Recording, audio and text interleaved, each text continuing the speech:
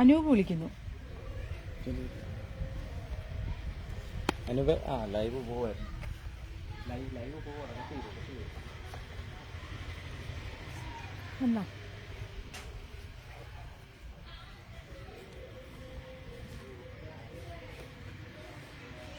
Time കാണിക്കുന്നത്.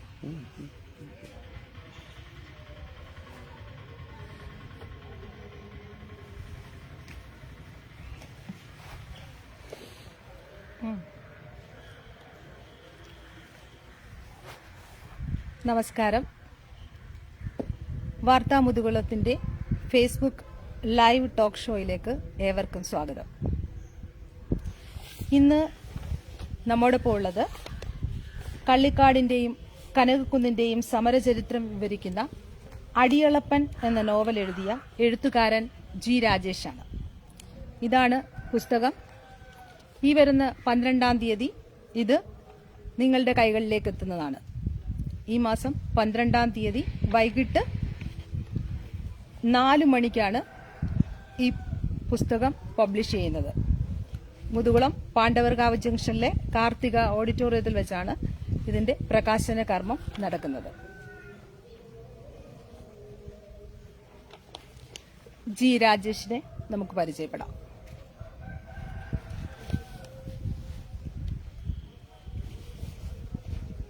നമസ്കാരം. ഞാൻ ജി രാജേഷ്, മുതുകുളം കനകക്കുന്ന് സ്വദേശി. അടിയളപ്പൻ എന്ന നോവലിനെ കുറിച്ച് ഇന്ന് ശ്രീലേഖ ജി പ്രകാശുമായിട്ടുള്ള ഒരു സംഭാഷണമാണ്. ഏവരും അത് തീരുന്നിടം വരെ കാണണമെന്ന് അഭ്യർത്ഥിക്കുന്നു. ചോദിച്ചോളൂ. അങ്ങയുടെ എത്രാമത്തെ നോവലാണിത്? എൻ്റെ 2ാമത്തെ നോവലാണ് അടിയളപ്പൻ. ആദ്യ നോവല് കടൽ ദൂരമായിരുന്നു. അത് 2020 പ്രകാശനം നൽകിയത്. അതിനുശേഷം ഏകദേശം 5 വർഷത്തിന് ശേഷമാണ് ഈ 2ാമത്തെ നോവലായ അടിയളപ്പൻ പ്രകാശന കർമ്മം നടക്കാൻ പോകുന്നത്. ഈ നോവലിന്റെ ഈ ബുക്കിന്റെ പുറത്തൊരു ആനയുടെ പടമാണ്. അതെ അല്ലെ? ഒരു ആനയുടെ, ഒരു കുട്ടിയാനയുടെ കാലുകളാണ് കൊടുത്തിരിക്കുന്നത്. അതൊന്ന് വിവരിക്കാമോ? എന്താണ് അങ്ങനെ ഒരു പടം കൊടുക്കാനുണ്ടായ സാഹചര്യം? എന്താണ്, എന്തുകൊണ്ടാണ് അങ്ങനെ ഒരു പടം സെലക്ട് ചെയ്തത്? ഉള്ളടക്കത്തെ വെച്ച് നോക്കുമ്പോൾ ഈ ആനയുമായിട്ട് സാമ്യമൊന്നും ഇല്ലല്ലോ, കാണുന്നില്ല. അപ്പൊ പക്ഷേ എങ്കിലും പുസ്തകത്തിന് കവർ പേജ് ആയിട്ട് കൊടുത്തേക്കുന്ന ഒരു ആനയുടെ കാലിന്റെ അടയാളമാണ്, ആ ഒരു പടമാണ്. അതെന്തുകൊണ്ടാണെന്ന് പറയാമോ? അതായത് അടിയളപ്പൻ എന്ന് പറയുന്ന ആ നോവലിന്റെ പേരിലാണ് ഈ ആന, അതായത് അടിയളപ്പൻ എന്ന് പറയുന്ന ഒരു വ്യക്തിയാണ്. ശരിക്കും പറഞ്ഞാൽ ഒരു ആനയാണ്. ആനയുടെ പേരല്ല, ഒരു പ്രത്യേകതരം സ്വഭാവമുള്ള ആനകളെ പറയുന്നതാണ് അടിയളപ്പൻ എന്ന് പറയുന്നത്. ശരിക്കും പറഞ്ഞാൽ നമ്മുടെ നാട്ടുഭാഷയല്ല, ഇത് വയനാടൻ പ്രദേശങ്ങളിൽ ഉപയോഗിക്കുന്ന ഒരു ഭാഷയാണ് അടിയളപ്പൻ എന്ന് പറയുന്നത്. അതായത് കാട്ടിൽ നിന്ന് ഒരു ഒറ്റയാൻ നാട്ടിലേക്ക് ഇറങ്ങുമ്പോൾ അവൻ നടന്നു പോകുന്ന വഴിത്താര നോക്കി അവനൊപ്പം കാട്ടിലെ കൂട്ടത്തിൽ നിന്ന് ഒരു കുട്ടിക്കൊമ്പൻ ഇവന്റെ ചുവട്ടടി പിടിച്ച് നടന്നു വരും. അപ്പൊ ഈ ഒറ്റയാൻ ഭക്ഷിക്കുന്ന ഭക്ഷണങ്ങൾ അതിൽ ഏറ്റവും നല്ല ഭക്ഷണങ്ങളായിരിക്കും. അത് ഇവൻ കഴിച്ചുകൊണ്ട് ഇവനൊപ്പം സഞ്ചരിക്കാറുണ്ട്. പക്ഷേ ഈ ഒറ്റയാൻ ഏതെങ്കിലും സമയത്ത് ഇവനെ കണ്ടാൽ കുത്തിക്കൊല്ലുകയാണ് ചെയ്യുന്നത്. പക്ഷെ അതിലൊന്നും പെടാതെ വർഷങ്ങളോളം ഇവന്റെ പിന്നാലെ സഞ്ചരിച്ച് ഇവന്റെ നല്ല സ്വഭാവങ്ങളും ചീത്ത സ്വഭാവങ്ങളും കണ്ടുപഠിച്ച് നല്ല ഭക്ഷണം കഴിച്ച് ഒരു സുപ്രഭാതത്തിൽ ഈ കുട്ടിക്കൊമ്പൻ ഈ ഒറ്റയാനേക്കാൾ കരുത്തനാകുകയും അവനെ തോൽപ്പിക്കുകയും നാട്ടിലെയും രാജാവും. ഏകദേശം നമ്മുടെ അരിക്കൊമ്പൻ ആ ഒരു വിഭാഗത്തിൽപ്പെട്ട ഒരു ആനയായിരുന്നു. അതുകൊണ്ടാണ് നാട്ടുകാർക്ക് അവനോട് സ്നേഹമാണ്. എൻ്റെ നോവൽ പ്രതിപാദിക്കുന്ന കഥാപാത്രം, അതായത് മെയിനായിട്ടുള്ള കഥാപാത്രം ഇതേ സ്വഭാവമാണ്. അതായത് ഒരു കാലഘട്ടത്തിൽ കമ്മ്യൂണിസ്റ്റ് പാർട്ടിയുടെ ചുവട്ടടി പിടിച്ചു നടന്നുകൊണ്ട് കമ്മ്യൂണിസം കേരളത്തിൽ എന്ന് വെച്ചാൽ പ്രധാനമായിട്ട് മുതുകുളം കള്ളിക്കാട് പ്രദേശങ്ങളെ വ്യാപകമാക്കിക്കൊണ്ട് ഒരു അടിമത്തത്തിൽ കഴിഞ്ഞിരുന്ന ഒരു ജനവിഭാഗത്തെ കൈപിടിച്ചുയർത്തി അത്രയ്ക്ക് കരുത്തനായ ഒരു മനുഷ്യൻ. അതാണ് എൻ്റെ സൃഷ്ടിയാണ്. അതുകൊണ്ടാണ് ഈ നോവൽ അടിയളപ്പൻ എന്ന പേര് വരികയും അതായത് അതിന്റെ കവർ പേജിൽ ആ ഒരു പടം അങ്ങനെ വരാനുണ്ടായ കാരണം അത് തന്നെ. ആനയായിട്ട് നേരിട്ട് ബന്ധമില്ല, പക്ഷെ ആ കരുത്ത് പ്രതിപാദിക്കുന്ന കഥാപാത്രമായതുകൊണ്ട് മാത്രമാണ് അങ്ങനെ വന്നത്. അപ്പൊ ഈ അടിയളപ്പൻ എന്ന നോവൽ എഴുതാനുണ്ടായ സാഹചര്യം പ്രേക്ഷകർക്ക് അത് അറിയാൻ താല്പര്യം കാണുമല്ലോ. അതായത് അടിയളപ്പൻ എന്ന് പറയുന്ന ആ നോവല് എനിക്ക് എഴുതാൻ എൻ്റെ മനസ്സിലേക്ക് എൻ്റെ ചെറുപ്പത്തിൽ, അതായത് എൻ്റെ വീടിന് തൊട്ട് പടിഞ്ഞാറ് വശം കായംകുളം കായലാണ്, അതിന് തൊട്ടക്കരയാണ് കള്ളിക്കാട്. അപ്പം ഞാൻ ഏകദേശം എനിക്കൊരു കാര്യങ്ങൾ ഗ്രഹിക്കാൻ പ്രാപ്തമായ സമയം മുതൽ എല്ലാ വർഷവും നീലകണ്ഠന്റെയും ഭാർഗവിയുടെയും ചരമവാർഷികം, അപ്പം ശരിക്കും പറഞ്ഞാൽ കായലിനക്കരെയുള്ള മൈക്കിൽ നിന്ന് ഒഴുകി വരുന്ന വിപ്ലവഗാനം, മേദിനി ടീച്ചറിന്റെ ഉൾപ്പെടെ വിപ്ലവഗാനങ്ങൾ കേട്ട് പിന്നീട് കരുണാകര സഖാവ് PR വാസു മിക്കവാറും എല്ലാ കമ്മ്യൂണിസ്റ്റ് നേതാക്കളും ഇവിടെ നിന്ന് പ്രസംഗിക്കാറുണ്ടായിരുന്നു. അപ്പോൾ ആ പ്രസംഗങ്ങളിലൂടെ ഞാൻ ആദ്യം ശ്രദ്ധിക്കുന്ന നീലകണ്ഠന്റെയും ഭാർഗവിയുടെയും ബലിദാനം അതെന്താണെന്ന് ശ്രമിച്ച് ഞാൻ അമ്മയോട് ഇതിനെക്കുറിച്ച് ചോദിക്കാറുണ്ട്. അപ്പോഴാണ് കള്ളിക്കാട് വെടിവെപ്പ് എന്ന് പറയുന്ന ഒരു വലിയ സമരം ഇവിടെ എൻ്റെ വീടിൻ്റെ തൊട്ട് പുറകിലാണ്, പക്ഷേ കായലിനക്കരെയാണ് ഇത് സംഭവിക്കുന്നതും അതിലെ ജീവൻ നഷ്ടപ്പെട്ട രണ്ടുപേരെക്കുറിച്ച് ഞാൻ അറിയാനിടയാവുന്നു. പിന്നീട് ഞാൻ അതിനെക്കുറിച്ച് ചിന്തിക്കുകയും എനിക്കറിയാവുന്നവരോട് അതിനെക്കുറിച്ച് സംസാരിക്കുകയും ചെയ്തപ്പോഴാണ് ഇവരുടെ ഈ ബലിദാനത്തെക്കുറിച്ച് ശരിക്കും പുറംലോകം അറിഞ്ഞിട്ടില്ല. അവരോടൊപ്പം ജീവൻ നഷ്ടപ്പെട്ടില്ലെങ്കിലും ഇന്നും വളരെ അതിൻ്റെ കഷ്ടത അനുഭവിച്ച് തൻ്റെ യൗവനം കൊടുത്ത ഒരുപാട് കമ്മ്യൂണിസ്റ്റ് പ്രവർത്തകർ ഈ നാട്ടിലുണ്ട്. അപ്പം അവരെക്കുറിച്ച് പുറം ലോകവും പുതിയ തലമുറയെ അറിയണമെന്ന ആഗ്രഹത്തിൽ ഞാൻ ഏകദേശം ഏറെക്കാലമെടുത്ത് രൂപീകരിച്ച ഒരു നോവലാണ് അടിയളപ്പൻ. അതാണ് ശരിക്കും പറഞ്ഞാൽ അടിയളപ്പൻ എഴുതാനുണ്ടായ സാഹചര്യം. ഈ നോവലിന്റെ ഭൂമിക എന്ന് പറയാമോ? ഈ നോവലിന്റെ ഭൂമിക എന്ന് പറയുന്നത് ശരിക്കും പറഞ്ഞാൽ കാർത്തികപ്പള്ളി താലൂക്കാണ്. കാർത്തികപ്പള്ളി താലൂക്കിലെ ഏകദേശം നമ്മുടെ കാർത്തികപ്പള്ളി മുതൽ വലിയഴിക്കൽ വരെയുള്ള പ്രദേശങ്ങൾ, മുതുകുളം, രാമപുരം, കീരിക്കാട് തുടങ്ങിയ പ്രദേശങ്ങളാണ്. പക്ഷേ ഇതിലെ പ്രതിപാദ്യ വിഷയം എന്ന് പറയുന്നത് ഈ പറഞ്ഞ ഭൂമികൾ മാത്രം നിൽക്കുന്നില്ല. പക്ഷേ ഈ പറഞ്ഞ സ്ഥലങ്ങളിലുള്ള കായലുകളും തോടുകളും തൊണ്ടുതല്ലുന്ന ചെറിയ വളവുകളെന്നാണ് പറയുന്നത്. അവിടുത്തെ ആൾക്കാർ, അവരുടെ സംസ്കാരമാണ് കൂടുതൽ പ്രതിപാദിച്ചിട്ടുള്ളത്. പക്ഷേ എന്നാൽ ഈ ഒരു അടിയളപ്പൻ നോവലിൽ ഏകദേശം 100 വർഷത്തെ കഥയാണ് പറയുന്നത്. ഒരു നൂറ്റാണ്ടിന്റെ കഥ ആണ് പറഞ്ഞത്. 1924 മുതൽ 2024 വരെയുള്ള കഥയാണ് ഇതിൽ പ്രതിപാദിക്കുന്നത്.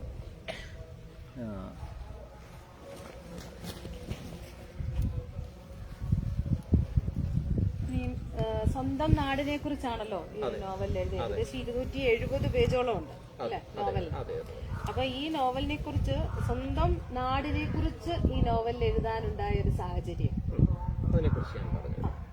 അതായത് നാടിനെ കുറിച്ച് എന്ന് മാത്രമല്ല, അതായത് ആ ഒരു കാലഘട്ടത്തിലെ സംസ്കാരം, അതായത് നവോത്ഥാനത്തിന്റെ ഒരു കാലഘട്ടത്തില് മുതുകുളത്തും കനവുക്കുന്നിലും കള്ളിക്കാടും എന്ത് നടന്നു എന്നുള്ളത് എങ്ങും രേഖപ്പെടുത്തിയിട്ടില്ല. അപ്പൊ എന്റെ ഒരു അന്വേഷണം ഏകദേശം ഇപ്പൊ 100 വയസ്സിന് മേൽ 104 വയസ്സുണ്ട് ജനാർദ്ദന സഖാവ്, അദ്ദേഹം ഇതിലൊരു ക്യാരക്ടറാണ്. 99 വയസ്സുണ്ട് നന്ദനാശൻ, അദ്ദേഹം അതിലൊരു ക്യാരക്ടറാണ്. 60 വയസ്സിന് മുകളിലുണ്ട് ഡോക്ടർ സന്തോഷ്, അദ്ദേഹം അതിനകത്തെ ഒരു കഥാപാത്രമാണ്. അപ്പൊ ഞാൻ ഇവരിലൂടെയൊക്കെ അന്നുണ്ടായിരുന്ന സാമൂഹ്യ വ്യവസ്ഥിതി എന്താണെന്ന് പഠിക്കാൻ. ഈ കഥാപാത്രങ്ങളെല്ലാം ഇതേ പേരിൽ തന്നെയാണോ? അതെ, ഈ കഥാപാത്രം PR വാസു ആയാലും ഡോക്ടർ സന്തോഷ് ആയാലും നന്ദനാശാൻ ആയാലും ജനാർദ്ദന സഖാവായാലും കരുണാകര സഖാവായാലും അവരുടെ അതേ പേരിൽ തന്നെയാണ് നിൽക്കുന്നത്. അവരുടെ അന്നത്തെ അവരുടെ ജീവിതം മാത്രമല്ല, അന്ന് നമ്മുടെ സമൂഹം എന്തായിരുന്നു, എങ്ങനെയാണ് അവർ കഴിഞ്ഞിരുന്നത്, അല്ലെങ്കിൽ അവരുടെ പട്ടിണി, ദാരിദ്ര്യം, അവരിലെ ചൂഷണം. അന്ന് ശരിക്കും പറഞ്ഞാൽ മനുഷ്യരുടെ ഇടയിൽ ഒരു നായാട്ടുണ്ടായിരുന്നു. ആ നായാട്ടെന്ന് പറഞ്ഞു കഴിഞ്ഞാൽ ഏകാധിപത്യവും മതങ്ങളുടെ സ്വാധീനവും ജന്മിത്വവും അവരെ ഭരിച്ചുകൊണ്ടിരുന്ന ഒരു കാലഘട്ടത്തിൽ നിന്ന് എങ്ങനെയാണ് അവർ സ്വതന്ത്രരായതെന്ന് പറഞ്ഞു വെക്കുകയാണ്. ആ ഒരു ഉദ്ദേശമാണ്, ആ സ്നേഹം മാത്രമാണ് എൻ്റെ ഈ ഭൂമികയിൽ സ്വന്തം നാട് വരാനുണ്ടാക്കാറ്. ഇനി അടുത്ത നോവല് എന്തായിരിക്കും?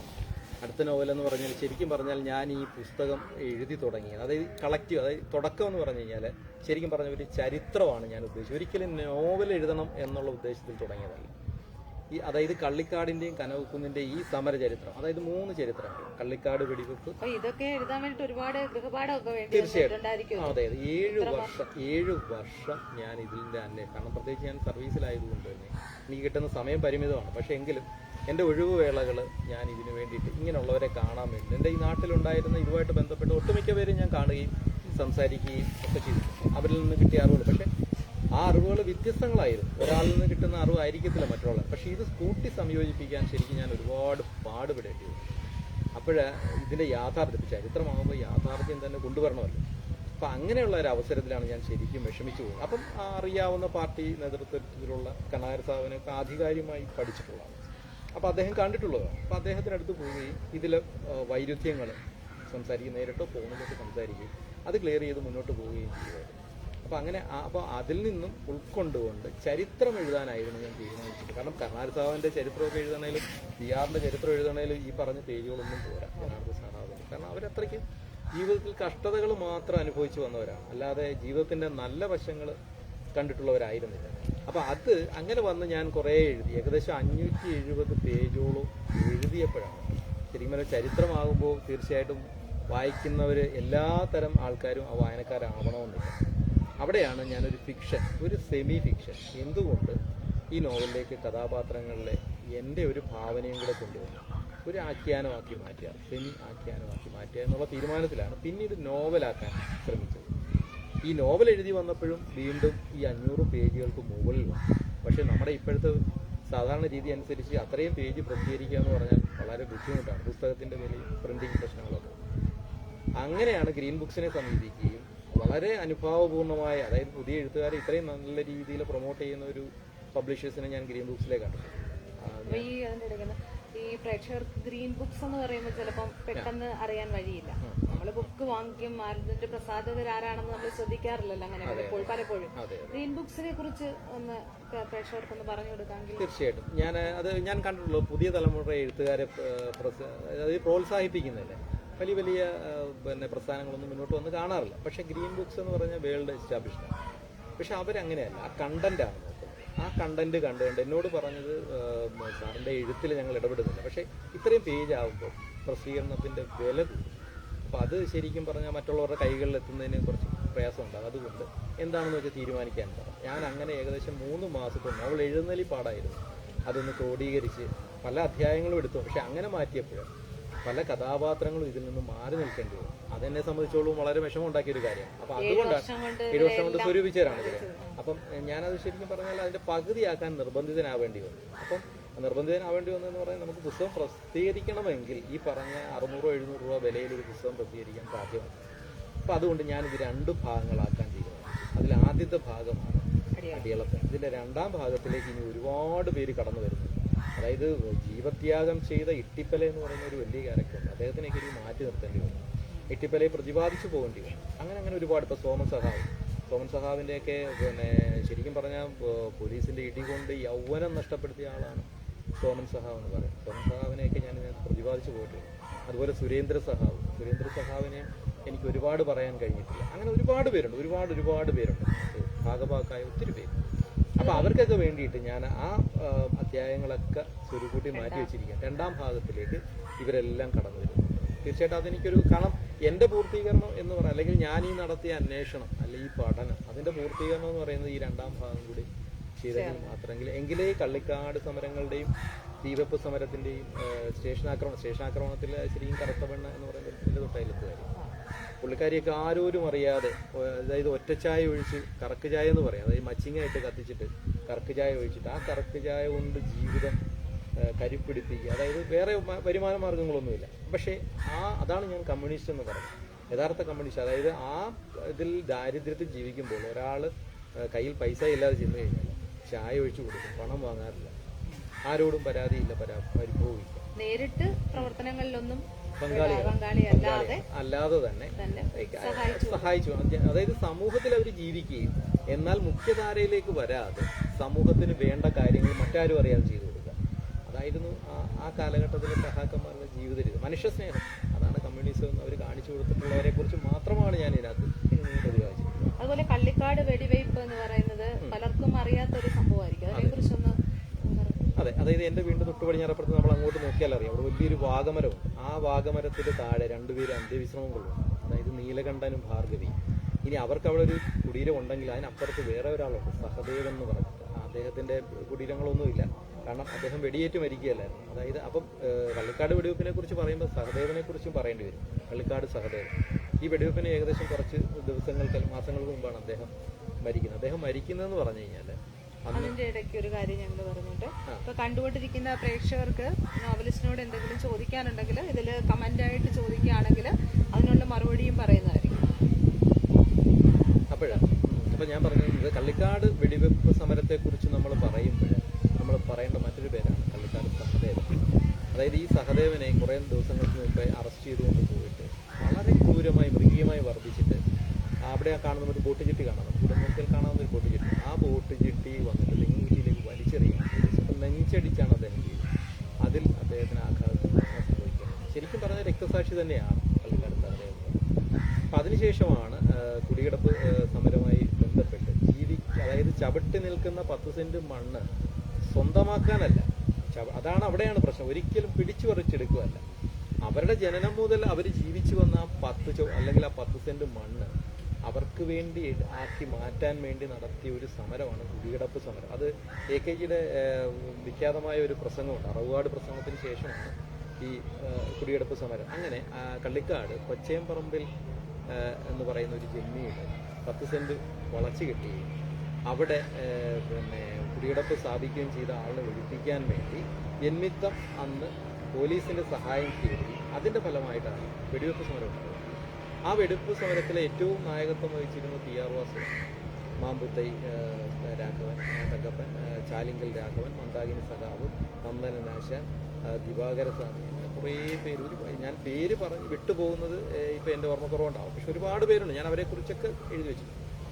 അപ്പം അങ്ങനെ ഒരു ദിവസം ഈ വളച്ചുകെട്ടില്ല ഇവർ തേങ്ങ ഇടാൻ ചെല്ലുമ്പോഴാണ്, അതായത് ജന്മി പോലീസിന്റെ സഹായത്താൽ തേങ്ങ ഇടാൻ വരുമ്പോഴേ തൊഴിലാളികൾ PR-ന്റെ നേതൃത്വത്തിൽ എതിർക്കുകയും PR-ആണ് ആദ്യം ആ വളച്ചുകെട്ടിനകത്ത് കയറി തെങ്ങ കയറി ആളിനെ വലിച്ചിറക്കി താഴെ ഇറക്കുകയും അദ്ദേഹത്തിന് തല്ലുകയും ചെയ്യും. പോലീസ് ലാത്തിചാർജ് നടത്തുകയും PR-നെതിരെ ഉതിർത്ത ആദ്യ വെടിയുണ്ടെന്ന് പറയുന്നത് നന്ദനാശൻ ചാരി നിന്ന തെങ്ങിന്റെ ചോറ് തുളച്ചുകൊണ്ട് പുറത്തു പോവുകയും അദ്ദേഹം അതിൽ ഭയചീതനാകുന്നുണ്ട്. ഞാൻ അതിനെക്കുറിച്ചൊരു നോവലിൽ പറയുന്നുണ്ട്, ഡോക്യുമെന്ററി തയ്യാറാക്കിയിട്ടുണ്ട്. ആ ഡോക്യുമെന്ററിയിലെ നന്ദനാശാന്റെ നേരനുഭവം അദ്ദേഹം അതുപോലെ പറയുന്നു.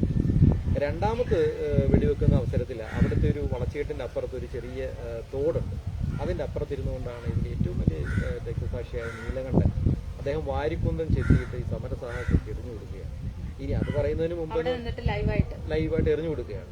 അപ്പൊ അദ്ദേഹത്തിന് നിൽക്കാൻ കഴിവില്ലാത്ത മനുഷ്യനല്ല, കരുത്തനായ ഒരു സഖാവായിരുന്നു. പക്ഷേ ഇങ്ങനെ സമരം നടന്നുകൊണ്ടിരിക്കുമ്പോൾ പോലീസ് അദ്ദേഹത്തിനെ ഇവിടെ നിന്ന് വളഞ്ഞു പിടിക്കുക. അതായത് അക്കരെ വെളുത്തച്ചമ്പള്ളി എന്ന് പറഞ്ഞൊരു പള്ളി ഉണ്ടായിരുന്നു. ആ പള്ളിയിൽ ഉത്സവത്തിന്റെ അന്ന് ഈ നീലകണ്ഠ സഖാവിനെ പോലീസ് ബോട്ടിൽ കയറ്റിക്കൊണ്ട് അതിക്രൂരമായി മർദ്ദിച്ചു. നട്ടല് ചവിട്ടി വെള്ളം വെക്കുക എന്ന് പറഞ്ഞാൽ അതാണ്. കൃത്യമായി അങ്ങനെ ഒരു സംഭവം ഉണ്ടായി. അപ്പോൾ അദ്ദേഹത്തിന് നേർന്ന് നിൽക്കാൻ വയ്യ. അപ്പോൾ കുനിഞ്ഞിരുന്നുകൊണ്ട്, അന്ന് ബ്രാഞ്ച് സെക്രട്ടറി ആവുന്നു, കുനിഞ്ഞിരുന്നുകൊണ്ട് ഈ വാരിക്കൊമ്പും തയ്യാറാക്കി എറിഞ്ഞു കൊടുത്തുകൊണ്ടിരിക്കുമ്പോഴാണ്. അപ്പം സഖാവ് ഇങ്ങനെ വരുന്നുണ്ട്. PR സഖാവ് നടന്നു വരുമ്പം അദ്ദേഹം അവിടെ നിന്നുകൊണ്ട് വാരിക്കൊന്നും കൊടുക്കാൻ ശ്രമിക്കുന്ന കൂട്ടത്തിലാണ്. PR-ന് നേരെ ഉതിർത്ത വെടിയാണ്. പക്ഷേ ഉന്നം കൃത്യമായി പോകാതെ ഈ നീലകണ്ഠന്റെ നെറ്റിയിലാണ്, തിരുനെറ്റിയിൽ തന്നെയാണ് ഈ വെടിയുണ്ട തുളച്ചു കയറി പുറത്തേക്ക് പോവുക. ആ സ്പോട്ടിൽ തന്നെ അദ്ദേഹം വീണ് മരിക്കുകയാണ്. വളരെ ദയനീയമായ ഒരു സംഭവം അവിടെ നടന്നത്. അതിനുശേഷം PR തോടിയാടി അക്കരയ്ക്ക് ചെല്ലുമ്പോഴാണ് ഭാർഗവി, പിരിച്ചുകൊണ്ട് നിന്ന ഭാർഗവി വയറ്റത്ത് ചകിരി വെച്ച് കെട്ടിക്കൊണ്ടാണ് വെച്ചത്. അപ്പം ഒരുപക്ഷെ ഭാർഗവിക്ക് ഒരു തോന്നലുണ്ടാവാം, ഈ ചകിരി ഉള്ളതുകൊണ്ട് സഖാവിനെ രക്ഷിക്കാം എന്നുള്ള ഒരു തോന്നലായിരിക്കണം മുന്നിലേക്ക് വരുന്നത്. ഈ വെടി ഈ ഭാർഗവിയുടെ അടിവയർ തുളച്ച് പുറത്തേക്ക് പോവുകയാണ്. ശരിക്കും പറഞ്ഞാൽ നമുക്കറിയാം, വെടിയുണ്ട കരിന്തിരി തോക്കിൽ നിന്ന് കിട്ടുന്ന വെടിയുണ്ടയാണ്, ഇന്നത്തെ പോലത്തെ അല്ല, ചെറിയ ബുള്ളറ്റുകളൊന്നുമല്ല. ഇത് തെറിച്ചു പോകുമ്പോൾ ശരിക്കും മാംസമാണ്. അത്രയ്ക്ക് ഭീകരമായ രീതിയിലാണ് പക്ഷേ ഇങ്ങനെ സംഭവിച്ചിട്ട് പോലും അവരവിടെ ഭാർഗവിയെ വെടിവെച്ചതായിരുന്നില്ല. അല്ല, ഭാർഗവിയെ വെടിവെച്ചല്ല. സഖാവ് PR-നെ വെച്ച വെടി ഭാർഗവിക്ക് കൊള്ളുകയാണ്. ഒരുപക്ഷെ എനിക്കതിനകത്ത് കൃത്യമായി ആ ലൈവ് രംഗങ്ങളിൽ നിന്നും കിട്ടിയത് ഭാർഗവി മുന്നിലേക്ക് വരിക തന്നെയാണ് ചെയ്യുന്നത്. അതാണെന്ന് അന്ന് PR എന്ന് പറയുന്ന ആ വലിയ മനുഷ്യനെ രക്ഷിക്കണേ സ്വന്തം ജീവിതം പോലും കൊടുക്കുന്ന സഹാക്കന്മാരും പാർട്ടി പ്രവർത്തകരുമാണ് അന്നോ. എന്തുകൊണ്ട് എന്ന് നമ്മൾ മനസ്സിലാക്കണം. അതായിരുന്നു PR, മനുഷ്യ സ്നേഹി, യഥാർത്ഥ കമ്മ്യൂണിസ്റ്റ്. ഒരിക്കലും PR രാഷ്ട്രീയം വെച്ച് ആരെയും വളർന്നില്ല, രാഷ്ട്രീയം വെച്ച് ആരെയും സഹായിച്ചിട്ടില്ല. അദ്ദേഹത്തിന് മനുഷ്യനായിരുന്നു വലുത്, പ്രകൃതിയായിരുന്നു വലുത്. അപ്പം ഈ ജീവജാലങ്ങളാണ് വരുന്നത്, ഈ കായംകുളം കായലായിരുന്നു അദ്ദേഹത്തിന് സ്നേഹം. അപ്പം എല്ലാറ്റിനോടും സ്നേഹമുള്ള യഥാർത്ഥ മനുഷ്യൻ, അതാണ് റിയൽ കമ്മ്യൂണിസ്റ്റ്. അപ്പം അദ്ദേഹത്തിന് വെച്ച ആ വെടി ഒരുപക്ഷെ സ്വന്തം മാറിൽ കൊണ്ട് തടുക്കാൻ വേണ്ടിയിട്ടായിരിക്കണം ഭാർഗവി ശ്രമിച്ചത്. ഇനി അതിലേറ്റവും വലിയ ദയനീയമായ സങ്കടം എന്ന് പറഞ്ഞാൽ ഭാർഗവി വെടിയേറ്റ് താഴെ വീഴുമ്പോൾ നന്ദനാശൻ, ഞാൻ അദ്ദേഹത്തിൻ്റെ ഇൻ്റർവ്യൂ എടുത്തിട്ടുണ്ട്, അത് ലൈവായിട്ട് നമുക്ക് ഞാൻ പ്രോഗ്രാം ചെയ്തിട്ടുണ്ട്, അത് കാണാം. ഒന്ന് പുസ്തക പ്രകാശനം ദിനെന്ന് നമ്മൾ ആ ഡോക്യുമെൻ്റ് പ്രദർശിപ്പിക്കുന്നത്. ആ ഡോക്യുമെൻ്ററിയിൽ ആശാൻ പറയുന്ന കാര്യങ്ങൾ വളരെ സത്യസന്ധമായിട്ട് തന്നെ ഞാൻ എഴുതിയിരിക്കുന്നു. അപ്പോൾ ആശാന് ഈ ഭാർഗവി വീണ് കിടക്കുന്ന കണ്ടുകൊണ്ട് അവിടേക്ക് ചെല്ലുന്നു. ബാക്കി ആരും എടുക്കുന്നില്ല. അപ്പം ബയണറ്റ് ഘടിപ്പിച്ച തോക്കുമായി പോലീസുകാർ അവിടെ നിൽപ്പുണ്ട്. അപ്പം എന്നിട്ടും ആശാൻ അവരുടെ അടുത്ത് എത്തും. അപ്പം നീലകണ്ഠൻ മരിച്ചു കിടക്കുന്നുണ്ട്, രക്തം ഒഴുകുന്നുണ്ട്. ഭാർഗവി അടിവയറ്റ് പിടിച്ച് കിടക്കുന്നുണ്ട്. ആശാൻ ചെല്ലുന്നു, ഈ ചകിരി അഴിച്ചു മാറ്റുന്നു. അപ്പോൾ ഇവർ വെള്ളം ചോദിക്കുന്നുണ്ട്. ആശാൻ തന്നെ തോർത്തെടുത്തിട്ട് വരിഞ്ഞു മുറുക്കി കെട്ടുന്നു. അതുവരെ ചെയ്യാനേ ആശാനെ പറ്റുള്ളൂ. അപ്പോഴത്തേക്ക് പോലീസുകാരൻ ബയണറ്റ് തിരിച്ചു പിടിച്ച് തോക്കിൻ്റെ പാത്തി കൊണ്ട് അദ്ദേഹത്തിന് അടിക്കാൻ ശ്രമിക്കും. ഓടിക്കൂ, അല്ലെങ്കിൽ നീ തോക്കിനിരയാവൂ എന്ന് പറയുമ്പോൾ ആശാൻ ഭയന്ന് ഓടുക. അപ്പോൾ ആശാൻ്റെ മനസ്സ് പറയുന്നുണ്ട്, ഒരു തുള്ളി വെള്ളം ഈ ഭാർഗവിക്ക് കൊടുത്താൽ എന്തായിരുന്നു എന്ന് പറയുന്നു. പക്ഷെ മണിക്കൂറുകളോളം ഭാർഗവി മരിക്കാൻ തന്നെ പോലീസ് കാവൽ, ചോര വാർന്ന് അവർ കിടന്ന് നിലവിളിക്കുന്നുണ്ട് വളരെ പ്രാകൃതമായ രീതി. ഒടുവിൽ CBC ഗൗരവയും വന്നതിന് ശേഷമാണ് സഹാക്കന്മാരെ ശവസംസ്കാരം മാത്രമല്ല, ഈ ഡെഡ് ബോഡി ശവശരീരങ്ങൾ അവിടെ നിന്ന് എടുത്ത് ഹോസ്പിറ്റലിലേക്ക് കൊണ്ടുപോകാൻ പോലും അനുവദിച്ചതിന് ശേഷമാണ്. വളരെ നിഷ്ഠൂരമായി നടന്ന ഒരു കേരള ചരിത്രത്തെ തന്നെ ഞെട്ടിച്ച്. അന്നത്തെ ഞാൻ ദേശാഭിമാനിയുടെ ആർക്കൈവിൽ പോലും ഞാൻ ആ വാർത്തകൾ എടുത്തിട്ടുണ്ട്, മാതൃഭൂമിയിൽ നിന്ന് വാർത്തകൾ എടുത്തിട്ടുണ്ട്. വളരെ ദയനീയമായ ഒരു നിഷ്ഠൂരമായ ഒരു കൊലപാതകം തന്നെയായിരുന്നു. പക്ഷെ അതിന് വേണ്ടത്ര പ്രാധാന്യം കിട്ടിയിട്ടില്ല, പുറലോകം അത് അറിഞ്ഞിട്ടില്ല. എനിക്ക് അവരുടെ രണ്ടുപേരുടെയും ബലിദാനവും അന്നത്തെ യൗവനം നഷ്ടപ്പെടുത്തിയ സഹാക്കന്മാരുടെ ജീവിതവും പുറലോകം ഒന്ന് അറിയണമെന്നേ ഉണ്ടായിരുന്നു. അതിന്റെ എൻ്റെ ഒരു ശ്രമം ചരിത്രം അടയാളപ്പെടുത്തി കഴിഞ്ഞു. തീർച്ചയായിട്ടും അടയാളപ്പെടുത്തി. ഇനി ആ ഗ്രീൻ ബുക്സിലൂടെ ഞാൻ അത് അടയാളപ്പെടുത്തി കഴിഞ്ഞു. ഗ്രീൻ ബുക്സിലൂടെ അടിയളപ്പൻ എന്ന നോവലിലൂടെ അത് അടയാളപ്പെടുത്തി ആൾക്കാർക്കൊക്കെ. ഇത് മാത്രമല്ല, ഇനിയും രണ്ടാം ഭാഗത്തിലേക്ക് വരണം. എനിക്ക് രണ്ടാം ഭാഗത്തിൽ വന്നെങ്കിൽ ഇത് പൂർണ്ണമാവുള്ളൂ. കാരണം ഇനിയും കാലത്തിന്റെ തിരശീലയ്ക്കപ്പുറത്ത് മറഞ്ഞിരിക്കുന്ന ഒത്തിരി സഹാക്കന്മാരുണ്ട് അന്ന് അതിൽ സഹകരിച്ചു. അവരെക്കുറിച്ച് ഞാൻ പ്രതിപാദിച്ചു പോയവരുമുണ്ട്, പ്രതിപാദിക്കാൻ കഴിയാതെ പോയവരും. അവരെക്കുറിച്ച് കൂടുതൽ വിശദമായി എനിക്ക് രണ്ടാം ഭാഗത്തിൽ എഴുതേണ്ടി വരും. എഴുതിയിട്ടുമുണ്ട്. അത് പ്രസിദ്ധീകരണമാകണം. ഒരു നോവലിനെ കുറിച്ച് എഴുത്തുകാരന്റെ ഇതിൽ നിന്ന് തന്നെ മനസ്സിൽ നിന്ന് തന്നെ കേൾക്കുമ്പോഴത് ഏകദേശം കഥയുടെ ഒരു രൂപം ഞാൻ ഇതിൽ പറഞ്ഞിട്ടുണ്ട്. ഇത് കഥാതന്തു രഹസ്യമാക്കി വെക്കേണ്ട കാര്യം എനിക്കില്ല, കാരണം ഇത് നടന്ന ചരിത്രമാണ്. ഇനി അതിൽ എന്തൊക്കെ സംഭവിച്ചു അതിനെക്കുറിച്ച് വിശദമായി പറയുന്നത്. എന്തായിരുന്നു ആ കാലഘട്ടത്തിൽ എടുത്ത നടപടികൾ, സർക്കാർ ജനങ്ങളോട് ചെയ്തത് എന്തൊക്കെയാണ്, ഇതെല്ലാം അറിയണമെന്നുണ്ടെങ്കിൽ പുസ്തകം വായിച്ചേ പറ്റും. ഇത് ഞാൻ അതിന്റെ ഒരു എന്താണ് റിയൽ സംഭവം. ഇതിനേക്കാളുപരി 1924 നമ്മുടെ കായംകുളം കായലിലൊക്കെ എന്താണ് മുതുകുളത്തിന്റെ ഭൂമിക എന്തായിരുന്നു, മുതുകുളത്തിലെ ജന്മി കുടിയാൻ വ്യവസ്ഥിതികൾ എന്തായിരുന്നു, അന്നത്തെ അവിടുത്തെ സംസ്കാരങ്ങൾ എന്തായിരുന്നു, ആഘോഷങ്ങൾ എന്തായിരുന്നു, അതെല്ലാം വളരെ വിശദമാണ്. അതായത് അന്ന് നമുക്കെന്ന് പറയുമ്പം ഈ നെൽകൃഷിയെ അടിസ്ഥാനമാക്കിയായിരുന്നു നമ്മുടെ ജീവിതം. ഇപ്പം നമ്മൾ കാണുന്ന വലിയ റോഡും പിന്നെ മറ്റു വികസനങ്ങളും ഒന്നുമല്ല. അന്നുണ്ടായിരുന്ന ഒരു വളരെ മനോഹരമായ ഗ്രാമാന്തരീക്ഷവും കൊയ്ത്തും മെതിയും നാട്ടുകാരുടെ സ്നേഹവും അതൊക്കെ കൂടെ കൂടിക്കലർന്ന ഒരു ജീവിതമായിരുന്നു. അതെനിക്ക് തോന്നുന്നു പ്രകൃതി അതായത് ഏകദേശം ഈ പിന്നെ ഇൻസിഡൻസുകൾ, അതായത് അന്ന് സംഭവിച്ച 3 കാര്യങ്ങളിലേക്ക് വരുന്നതിന് മുമ്പ് ശരിക്കും പ്രകൃതിയാണ് ഞാൻ കൂടുതൽ ഉപയോഗിച്ചിട്ടുള്ളത്. ഞാനത് വായിച്ചിരുന്നു. ആ വെള്ളപ്പൊക്കത്തിന്റെ കാര്യമൊക്കെ എഴുതിയേക്കുന്നത് കറക്റ്റ് ഒരു വള്ളത്തിൽ കയറി നമ്മൾ അതിലൂടെ പോകുന്ന പോലെ ഒരു ഫീലിങ്സ് ഉണ്ടാകുന്നുണ്ട് ശരിക്കും. അതെ, വായനക്കാരനെ അത് കാണിക്കുക എന്നുള്ളതാണ്. ശരിക്കും പറഞ്ഞാൽ നമ്മൾ പറഞ്ഞ് അത് പ്രതിഫലിക്കുന്നതിനപ്പുറം അത് കാഴ്ചയിലൂടെ അവതരിപ്പിക്കാനാണ് ഞാൻ ശരിക്കും പറഞ്ഞാൽ. ഞാൻ ആ സ്ഥലങ്ങളിൽ ഇപ്പം കുട്ടനാടിന്റെ ആ വെള്ളപ്പൊക്കം ഉണ്ടാകാൻ പോകുന്ന പെരുന്തുരുത്ത് എന്ന് പറഞ്ഞൊരു സ്ഥലം, ഞാൻ ആ പെരുന്തുരുത്തിൽ പോയിരുന്നു. അപ്പൊ അവിടെ പോയിരിക്കുമ്പോൾ ഒരു വെള്ളപ്പൊക്കം ഇവിടെ വന്നാൽ എന്ത് സംഭവിക്കും എന്നുള്ളത് വിശാലമായി നമുക്ക് ചിന്തിക്കാൻ പറ്റും. ഞാൻ അവിടെ നിന്ന് ചിന്തിച്ച് എഴുതിയിട്ടുണ്ട്. പിന്നീട് എനിക്ക് ദയനീയമായി തോന്നിയത്, ഞാൻ ശരിക്കും പറഞ്ഞാൽ നീലധാര എന്ന് എഴുതണമെന്ന് വിചാരിച്ചു അദ്ദേഹം, പക്ഷെ അദ്ദേഹത്തിന്റെ പേര് ഞാൻ മാറ്റി. നീലധാര വേറെ ഉപയോഗിച്ചു. ഞാൻ നീലധാര എന്ന് പറഞ്ഞാൽ അറിയാവൂ, അതായത് സന്യാസിമാര് അവരുടെ ജീവിതം അവസാനിപ്പിക്കുന്നല്ല, അവർ മോക്ഷം കിട്ടാൻ വേണ്ടി ഗംഗാ നദിയിലെ ഒരു വളഞ്ഞ ഭാഗം അവിടെ പോയി അവർ സമാധിയാകും, ജലസമാധി. അവിടേക്ക് ഇറങ്ങിക്കഴിഞ്ഞാൽ വലിയ ചുഴിയാണ്, അതിലേക്ക് താന്നു പോവുകയാണ്. അപ്പം അവരുടെ ജീവിതം അങ്ങനെ അവസാനിക്കുകയാണ്, അവരുടെ പരിപൂർണതയാകുക. ഇതേപോലെ ശരിക്കും പറഞ്ഞാൽ ഇവിടുന്ന് ഒരു 4 കിലോമീറ്റർ അങ്ങോട്ട് പോകുമ്പോൾ ഒരു വിളക്കുമരം ഉണ്ടായിരുന്നു. ഇപ്പം അതൊന്നുമില്ല. ആ വിളക്കുമരത്തിനപ്പുറത്ത് കൂടെയാണ് നമ്മൾ ആറ്റിലേക്ക് പ്രവേശിക്കുന്നത്. അപ്പോൾ കായലും ആറും ചേരുന്ന ഭാഗത്തിന് പടിമുഖം എന്നാണ് പറയുന്നത്. ഈ പടിമുഖത്തിലെ ഒഴുക്ക് വളരെ ശക്തമായിരുന്നു. അപ്പോൾ ഈ ആറിൽ നിന്ന് വരുന്ന അതിശക്തമായ ഒഴുക്ക് കായലിനെ വന്ന് തടുത്തിട്ട് അവിടെ വലിയൊരു ചുഴിയായി മാറി. അവിടെ ഒരു മാടക്കടയുണ്ട്. ആ മാടക്കടയിൽ ജീവിച്ചൊരു മനുഷ്യനുണ്ടായിരുന്നു. അതായത് അദ്ദേഹം വികലാംഗനാണ്, അരയ്ക്ക് കീഴ്പോട്ട് തളർന്നതാണ്. ആ മാടക്കട ഒരു 4 തട്ടിയിൽ ഇങ്ങനെ കമ്പിൽ പൊക്കി വെച്ചിട്ട് അവിടുത്തുകാർക്ക് വരുന്നവർക്കും വള്ളക്കാർക്കും മീൻപിടുത്തക്കാർക്കും ഒക്കെ ചായ കൊടുക്കുക എന്നുള്ള അതിൽ നിന്ന് കിട്ടുന്ന വരുമാനം കൊണ്ട് അദ്ദേഹം അതായത് അന്ന് നിരപ്പല എന്ന് പറഞ്ഞാൽ അറിയാവും, അതായത് ഇപ്പോഴത്തെ ഷട്ടറല്ല, അതായത് പണ്ട് ഇങ്ങനെ 1, 2, 3 നമ്പർ എഴുതിയിട്ട് എടുത്തിരുന്ന നിരപ്പലയാണ്. അദ്ദേഹത്തിന്റെ ജീവിതം അതിനകത്താണ്, കിടക്കുന്നത് അവിടെ തന്നെ, പാചകം അതിനോട് ചേർന്ന്, കച്ചവടം അവിടെ തന്നെ, ചായ മാത്രമേ ഉള്ളൂ. പിന്നെ ചെറിയ അന്ന് ഗ്യാസ് മുട്ടായി എന്ന് പറഞ്ഞ സാധനം അതൊക്കെ ഉള്ളൂ. പിന്നെ അദ്ദേഹത്തിന് ഒരു റാന്തൽ വിളക്ക്. ഇതായിരുന്നു അദ്ദേഹത്തിന്റെ ജീവിതവും അദ്ദേഹത്തിന്റെ സമ്പാദ്യവും ഒക്കെ. അപ്പൊ ഇതിലെ കഥാപാത്രം നേരിട്ട് അവര് കുട്ടനാട്ടിൽ നിന്നും തിരികെ വരുന്ന, അതായത് അടിയളപ്പനിലെ പിന്നെ മെയിൻ ക്യാരക്ടറായ കഴന്തന്റെ ജനനത്തില് കഴന്തന്റെ അച്ഛൻ്റെ സ്ഥാനം വഹിക്കുന്ന ആള് തിരികെ കുട്ടനാട്ടിൽ നിന്ന് വരുമ്പോഴേ വെള്ളപ്പൊക്കം തുടങ്ങും, 24 വെള്ളപ്പൊക്കം, ലോകത്തെ ഞെട്ടിച്ച വെള്ളപ്പൊക്കം. ആ വെള്ളപ്പൊക്കത്തിൽ അവിടെ വരുമ്പോഴാണ് അദ്ദേഹം അവിടെയുണ്ട്. അതാണ് യഥാർത്ഥ മനുഷ്യൻ. അതായത് ചിന്തിക്കാനും ചിന്തിച്ച് താൻ എന്താണെന്ന് തിരിച്ചറിയാനും കഴിയുന്ന മനുഷ്യൻ, അതാണ് യഥാർത്ഥ മനുഷ്യൻ. വിദ്യാഭ്യാസമില്ല മനുഷ്യൻ, പക്ഷെ താൻ എന്താണ് എന്നറിയാം. അതിന്റെ ഉദാഹരണം ഞാൻ പറഞ്ഞുതരാം. അപ്പം താൻ എന്താണ് എന്ന തിരിച്ചറിവില് പൂർണ്ണനായ ഒരു മനുഷ്യനായിരുന്നു ഞാൻ പറഞ്ഞ കച്ചവടക്കാരൻ. ഇവർ തിരികെ വരുമ്പോഴാണ് ഈ വെള്ളപ്പൊക്കം അതിരൂക്ഷമായ ഒഴുക്ക് വരിക. അപ്പം ഇവർക്കൊപ്പം ഈ മാടക്കടയും ആ പ്രദേശവും ആ പറമ്പും മുങ്ങിപ്പോകുമെന്ന് അറിയാവുന്നതുകൊണ്ട് ഈ 2 വള്ളക്കാരും കൂടി ഇദ്ദേഹത്തിന് നിർബന്ധിക്കുന്നു, താങ്കൾ ഞങ്ങൾക്കൊപ്പം വരൂ, ഇനിയുള്ള കാലം ഞങ്ങൾക്കൊപ്പം കഴിയാം, എന്തായാലും താങ്കളുടെ മാടക്കട നശിച്ചു.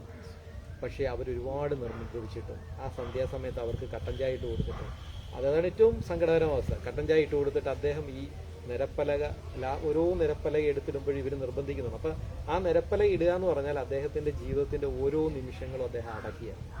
എന്നിട്ട് ലാസ്റ്റ് ഈ പുറത്ത് കത്തിച്ച് വെച്ചിരിക്കുന്ന റാന്തൽ വെള്ളക്കാണ് അകത്തേക്ക് എടുത്ത് വെച്ചിട്ട് ഇദ്ദേഹം ഈ മാടക്കടയ്ക്കുള്ളിലേക്ക് എറിയിട്ട് അകത്ത് കയറി നിന്ന് ലാസ്റ്റ് നിരപ്പലക ഇട്ടിട്ട് അതിനകത്ത് ഇരിക്കുകയാണ്. അപ്പൊ ഇവര് നിലവിളിക്കുന്നുണ്ട്, വെള്ളം കുത്തൊഴുക്ക് വരുന്നുണ്ട്, ഇവര് നിലവിളിക്കുന്നുണ്ട്, താങ്കൾ ഇറങ്ങി വരൂ, ഞങ്ങൾ കൊണ്ടുപോകാം, നിങ്ങളുടെ ജീവിതം ഞങ്ങൾ നോക്കിക്കോളാന്ന് പറഞ്ഞു. പക്ഷെ ആ മനുഷ്യൻ എന്തുകൊണ്ട് പോയില്ല എന്ന് ഞാൻ പല പ്രാവശ്യം ചിന്തിച്ചു. അവിടെയാണ് എനിക്ക് മനസ്സിലായത്, വികലാംഗനായ ഒരു മനുഷ്യൻ മറ്റുള്ളവർക്കൊപ്പം പോയി, ആരോരും ആണെന്ന് അറിയാൻ വയ്യാത്തവർക്കൊപ്പം പോയാൽ അയാളുടെ ജീവിതത്തിൽ കുറേ കാലം സന്തോഷമായി. ഇന്നത്തെ അവസ്ഥയല്ല, അന്ന് ദാരിദ്ര്യമുള്ള അവസ്ഥയാണ്. അപ്പം പോയി കഴിഞ്ഞാൽ ഒരുപക്ഷെ തൻ്റെ ജീവിതം മറ്റുള്ളവർക്ക് നരകമാകണ്ട എന്ന് വിചാരിച്ച് അദ്ദേഹം ജലസമാധിയിലേക്ക് പോവുകയാണ്. അങ്ങനെ എത്രയോ തിരുവനന്തപുരത്തിൽ അന്ന് മരിച്ച ഒരുപാട് ആൾക്കാരുണ്ട്. ഇതൊക്കെ കേട്ടറിഞ്ഞ കാര്യങ്ങളല്ലേ? അതെ, കേട്ടറിഞ്ഞ കാര്യങ്ങൾ പറയുമ്പോ തന്നെ അത് കണ്ടറിഞ്ഞതുപോലെ. അതെ, ഞാൻ അതേപോലെ നോവലിലും തിരുവനന്തപുരത്തിലെ ജീവിതം അന്ന് ജന്മിത്വം അവന്റെ അടിമയായ അടിയാളനായ പറയരോട് കാണിച്ച നീച്ച കൃത്യങ്ങൾ അതിനകത്ത് പറയുന്നുണ്ട്. കാരണം അതിൽ കരുത്തരായവരെ മാത്രം വള്ളത്തിൽ കയറ്റി കൊണ്ടുപോവുകയും കരുത്തില്ലാത്തവരെ ആ കുടിലുകൾ ഉപേക്ഷിച്ചു പോവുകയും ചെയ്തിട്ടുണ്ട്. വളരെ വളരെ നമ്മളൊക്കെ അന്നത്തെ ആ ഒരു ജന്മത്വത്തിന്റെ രൂക്ഷമായ ഭാവം നമുക്ക് അതിൽ കാണാൻ കഴിയും. ആ ഒരു രംഗം അവിടെ 2 അധ്യായങ്ങളിൽ ഞാനത് വളരെ വിശദീകരിച്ചിട്ടുണ്ട്. അവിടെയാണ് ഒരു പട്ടിക്കുഞ്ഞ്, ഒരു പെൺകുട്ടി ഓമനിച്ച് വളർന്ന ഒരു പട്ടിക്കുഞ്ഞ് ഇവരെ രക്ഷിക്കുന്നു. അതാണ് പ്രകൃതിയുടെ ഒരു നിയമം. അതാണ് യത്ഭാവ തത്പതി എന്ന് പറയുന്ന പോലെ താനെന്ത് ഭാവിക്കുന്നു അത് എനിക്ക് തിരിച്ചു കിട്ടുമെന്നുള്ളതാണ് ഈ 2 വള്ളക്കാർ, അതായത് കഴന്തൻ എന്ന് പറഞ്ഞ ക്യാരക്ടറിന്റെ അച്ഛനും കൂട്ടുകാരനും അവിടെ ലഭിക്കുന്നത്. ആ ഒരു പട്ടിക്കുഞ്ഞാണ് അവിടെ ജീവൻ തിരിച്ചു കൊടുക്കുന്നത്. എന്നിട്ട് അത് ഒഴുക്കിൽപ്പെട്ട് മരിച്ചു പോവുകയാണ്. അത് വളരെ അപൂർവമായി മാത്രം തോന്നുന്ന ഒരു അപൂർവമായ ഏരിയ. അത് എഴുതി കഴിഞ്ഞപ്പോൾ സത്യം പറഞ്ഞ എന്റെ കണ്ണുപോലും നിറഞ്ഞു. ആ ഒരു പെൺകുട്ടി ശരിക്കും പറഞ്ഞാല് ഈ നോവൽ എഴുതി കഴിഞ്ഞ് മാസങ്ങളോളം ഈ ക്യാരക്ടേഴ്സ്, അതായത് എന്നോടൊപ്പം ചേർന്ന് നിൽക്കുന്ന കഥാപാത്രങ്ങളാണ്. അത് ഞാനൊരിക്കലും പുറത്തുനിന്ന് കൊണ്ടുവന്നവരല്ല, എന്റെ നാട്ടിൽ ഞാൻ സ്ഥിരം കാണാറുള്ളവരാണ്. ഈ നോവൽ എഴുതി ഏകദേശം 2-3 മാസം കഴിഞ്ഞതിന് ശേഷം ഒരു വല്ലാത്ത ശൂന്യത എനിക്കുണ്ടായി. കാരണം ഈ കഥാപാത്രങ്ങൾ നമ്മളിൽ നിന്ന് പോകുന്നില്ല. അവർ വീണ്ടും ആവശ്യപ്പെടുന്നുണ്ട്, ഞങ്ങൾ ഇന്നതൊക്കെ വീണ്ടും ചെയ്തിട്ടുണ്ട്, ഞങ്ങൾ ഇന്നത് വീണ്ടും ചെയ്യുന്നുണ്ട് എന്ന് അവർ, അതായത് ഇതിനകത്തിലെ 7 കഥാപാത്രങ്ങളും ഇപ്പോഴും ജീവിച്ചിരിപ്പുണ്ട്. അപ്പൊ അവർക്ക് പിന്നെയും പറയാൻ ഒരുപാട് കഥകളുണ്ട്. അതുകൊണ്ട് ഞാൻ അവസാന കഥാപാത്രത്തെ ഈ ലാസ്റ്റ് നിമിഷവും പോയി കണ്ടിട്ട് അതും അതിനകത്ത് പകർത്തിയിട്ടുണ്ട്, അദ്ദേഹം ഇപ്പോഴെന്താണ് എന്ന് പറയുന്നത്. അപ്പൊ ഞാനിത് എഴുതി കഴിഞ്ഞപ്പോൾ പലരും പറഞ്ഞ് സംസാരിച്ച് എൻ്റെ സുഹൃത്തുക്കൾ പറയുമ്പോൾ ഈ ക്യാരക്ടറെ കാണാൻ അവർ ആഗ്രഹം പ്രകടിപ്പിച്ചു. എനിക്ക് ഏറ്റവും സന്തോഷം തോന്നിയത് മണിയമ്മ എന്ന് പറഞ്ഞൊരു പാവ അമ്മയുണ്ട്, 86 വയസ്സോളം ഉണ്ട്. അത് കനകക്കുന്നിൽ ആരോരും അറിയാതെ ഇപ്പോഴും 60 വർഷങ്ങൾക്ക് മുമ്പ് ഏത് ചായത്തട്ടിന്റെ മുന്നിൽ നിന്നാണ് ചായ ഒഴിച്ചത്, അതേ ചായത്തട്ടിന്റെ മുന്നിൽ നിന്ന് ഇപ്പോഴും ചായ ഒഴിക്കുന്നു. മക്കളുണ്ടായിരുന്നു, പക്ഷെ മക്കളെല്ലാം മരിച്ചുപോയി. നല്ല ആൺമക്കളൊക്കെ ഉണ്ടായിരുന്നു, പക്ഷെ അമ്മയെ നോക്കാൻ ആരുമില്ലാത്തൊരവസ്ഥയിലേക്ക് എത്തുകയും ആ ഇടിഞ്ഞു പൊളിഞ്ഞ ചായത്തട്ട് അവിടെ നിന്ന് ഇപ്പോഴും പരാതിയില്ല, പരിഭവമില്ല. ഈ കമ്മ്യൂണിസ്റ്റ് പ്രസ്ഥാനത്തിലെ ഏറ്റവും കൂടുതൽ സ്പൈ വർക്ക് ചെയ്തിട്ടുള്ള, കാരണം പോലീസ് സ്റ്റേഷന്റെ മുന്നിലായി ചായക്കട, പോലീസുകാരുടെ വർത്തമാനങ്ങൾ ഏറ്റവും കൂടുതൽ ഈ അമ്മ അവിടെ നിന്ന് ചായ ഒഴിക്കും, പക്ഷെ അവരുടെ ശ്രദ്ധ മുഴുവൻ പോലീസുകാരുടെ സംസാരിക്കുന്നത്. അക്കരെ വെടിവെപ്പ് ഉണ്ടാകുമെന്ന് ആദ്യം അറിയുന്നത് മണിയമ്മ സഖാവാണ്. കാരണം അവിടെ നിന്ന് SP-യുടെ ഓർഡർ ഉണ്ട്, നിങ്ങൾ വെടിവെച്ചോളൂ, ഫയർ ചെയ്യാനുള്ള ഉത്തരവുണ്ട്. ഈ വിവരമാണ് ഈ മണിയമ്മ സഖാവ് കേട്ടുകൊണ്ട് അപ്പുറത്ത് വലിയ മാലിന്യം നിറഞ്ഞ തോട്, അത് തോടിയാടി അപ്പുറത്തെയും കായലിൽ ഭാസ്കരൻ എന്ന് പറഞ്ഞ സഖാവിനോട് വിവരം ധരിപ്പിക്കുകയും അങ്ങനെ അദ്ദേഹം കത്തെഴുതി PR-ന് കൊടുത്തു വിടുന്നു. പക്ഷെ നിർഭാഗ്യവശാൽ അത് കായലിൽ വീണ് പോവുകയും അത് പോലീസിന് തന്നെ കിട്ടുകയും ചെയ്തു. അങ്ങനെ വിധിയുടെ അങ്ങനെ അത് സംഭവിച്ചില്ലായിരുന്നുവെങ്കിൽ, ആ കത്ത് കൃത്യമായി PR-ന് ലഭിച്ചിരുന്നുവെങ്കിൽ ഒരുപക്ഷെ വെടിവെപ്പ് ഉണ്ടാവില്ല, ചരിത്രം മാറ്റി എഴുതിയപ്പോൾ ഉണ്ടാവില്ല. പക്ഷെ അപ്പം ശരിക്കും പറഞ്ഞാൽ കുടിയെടുപ്പ് സമരം വിജയത്തിലേക്ക് എത്തില്ലായിരുന്നു. അത് സംഭവിക്കേണ്ടത് തന്നെ ആയിരുന്നിരിക്കാം ഒരുപക്ഷെ. പക്ഷെ അപ്പം അത്രയ്ക്ക് തീവ്രമായി പാർട്ടിയെ സ്നേഹിക്കുകയും പാർട്ടിക്ക് വേണ്ടി പ്രവർത്തിക്കുക, പരിഭവങ്ങളില്ലാതെ ഇപ്പോഴും സ്വന്തം അധ്വാനത്തിൽ 86-ാമത്തെ വയസ്സിൽ ജീവിക്കുന്ന ഒരു അമ്മയെ കാണുന്ന ഇപ്പോഴും നമുക്ക് അനുഭവത്തിൽ കാണാം. ഞാൻ ഇന്ന് രാവിലെയും കണ്ടിട്ട് വരിക, ഇപ്പോഴും അതേ ചായത്തിന് മുമ്പിൽ അതേപോലെ ചായ അടിച്ചു ജീവിക്കുന്നു. ആ അമ്മയ്ക്കുള്ള ഒരു ആദരവ് ഞാൻ എൻ്റെ പുസ്തക പ്രകാശനത്തെക്കാൾ ആഗ്രഹിക്കുന്ന ഒരു ആദരവ് ആ വേദിയിൽ കൊടുക്കണം. അതിനുള്ള തയ്യാറെടുപ്പിലും കൂടിയാണ് ഞാൻ ഇപ്പോൾ നിൽക്കുന്നത്. എൻ്റെ പുസ്തക പ്രകാശനത്തിനേക്കാൾ എനിക്ക് ആഗ്രഹം ആദരിക്കുക എന്നുള്ളതാണ്. അതിനുള്ള സംവിധാനം ഗ്രീൻ ബുക്സ് ചെയ്തിട്ടുള്ളത്. തീർച്ചയായിട്ടും അതൊന്ന് നിങ്ങൾക്ക് നേരിട്ട് കാണാൻ കഴിയും. കഴിഞ്ഞ ഒരു ബുക്ക്, വേറൊരു ബുക്ക്, അതെ അതെ, കടൽ ദൂരം എന്ന് പറഞ്ഞ നോവലാണ്. അപ്പോഴേ ഈ ഒരു ഇവിടുന്ന് എനിക്ക് തോന്നുന്നു കടലിലേക്ക് അധികം ദൂരം ഇല്ല, ഇവിടുന്ന് ഏകദേശം ഒരു 800 മീറ്റർ കായൽ കഴിഞ്ഞാല് അതെ, പിന്നെ ഒരു കായംകുളം കായൽ കഴിഞ്ഞാൽ ഒരു 800 മീറ്റർ കരപ്രദേശം. അതാണ് കള്ളിക്കാട്. ഈ പറഞ്ഞ കഥ നടക്കുന്ന മെയിൻ ഭൂമിക അതാണ്.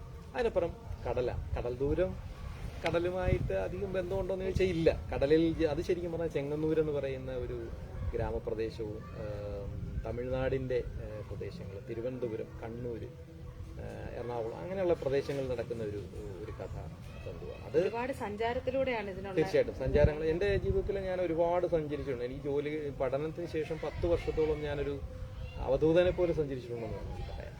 എന്ന് വെച്ചാൽ വീടുമായിട്ട് ബന്ധമില്ലാതെ ഒരു 10 വർഷം എൻ്റെ അന്വേഷണങ്ങളും യാത്രകളും. അതിനൊപ്പം വെറുതെ പോവല്ല, ഓരോ ജോലികൾ ഏകദേശം ഞാൻ സർവീസിൽ വരുന്നതിന് മുമ്പ് 10 വർഷം ഏകദേശം 8-9 സർവീസുകൾ ഞാൻ ചെയ്തിട്ടുണ്ട്. ISR ജോലി ചെയ്തിട്ടുണ്ട്, മിൽമയിലെ, KTDCയിലെ, പിന്നെ സെക്യൂരിറ്റി ജോലി വരെ പോയിട്ടുണ്ട്. അതൊരു വലിയ അനുഭവമാണ്. കാരണം നമുക്ക് സാധാരണക്കാരുടെ ഇടയിൽ നിന്നും അവരുടെ ജീവിതങ്ങളും എല്ലാം കണ്ടുപിടിക്കാൻ പറ്റിയത് ഏകദേശം 1 വർഷത്തോളം ഞാൻ അങ്ങനെ വീടുമായിട്ട് ബന്ധമില്ലാതെ നിന്ന് യഥാർത്ഥ മനുഷ്യനെ കണ്ടുപിടിക്കാൻ ശ്രമിക്കുന്നുണ്ട്. പിന്നെ ആ നോവലിൽ പ്രതിപാദിക്കുന്നുണ്ട് വിഴുപ്പുറം എന്നൊരു സ്ഥലം, കേരളത്തിൽ തമിഴ്നാട്ടിലെ ഏറ്റവും മനോഹരമായ സ്ഥലമാണ്. അവസാനം അവിടെ ചെന്ന് ചാടുന്നത് ഒരു കള്ളവാറ്റ് കേന്ദ്രത്തിലാണ് ചെന്ന് പെടുന്നത്. പക്ഷെ എന്നാലും ആ ഗ്രാമത്തിൽ ജീവിക്കാൻ, ഒരു പശുവിനെ വളർത്തുന്ന ഒരു കർഷകനൊപ്പം ഏകദേശം 6 മാസം താമസിക്കാൻ, അതെന്താണ് അവരുടെ ജീവിതം, അത് കണ്ടു പഠിക്കേണ്ടതാണ്. മണ്ണിനോടും പ്രകൃതിയോടും മല്ലിട്ടാലും ആ മണ്ണും പ്രകൃതിയുമാണ് അവരുടെ ഈശ്വരൻ. ആ മണ്ണ്, അതായത് അവിടെ നമ്മൾ ആ വീട്ടിലേക്ക് ചെന്ന് കയറുമ്പോൾ തന്നെ ഫ്രണ്ടിൽ ഒരു തൊഴുത്തെന്ന് പറയാൻ പറ്റത്തില്ല, അത്രയ്ക്ക് വളരെ മനോഹരമാക്കിയിട്ട് കണ്ണെഴുതി രാവിലെ എഴുന്നേറ്റിൽ ആ ഗ്രഹനാഥ ഈ പശുവിന് കണ്ണെഴുതി അവരുടെ വീട്ടിലൊരു അങ്ങനത്തെ പോലെ കാണുക. അത്രയ്ക്ക് പ്രകൃതിയെയും ജീവജാലങ്ങളെയും സ്നേഹിക്കുന്ന വലിയൊരു സമൂഹമാണ്. ആ സമൂഹത്തിൽ എനിക്ക് 1 വർഷത്തോളം 6 മാസത്തിന് മുകളിൽ ജീവിക്കാൻ കഴിഞ്ഞിട്ടുണ്ട്.